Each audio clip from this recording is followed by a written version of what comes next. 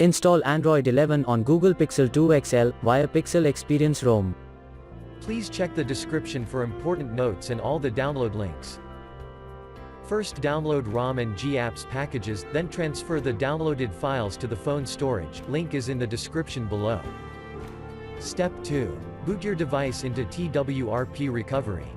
Once in TWRP, click on Wipe, Advanced Wipe, and select the check boxes, as shown in the image, excluding internal storage. Step 4. Swipe the button to wipe the device. Step 5.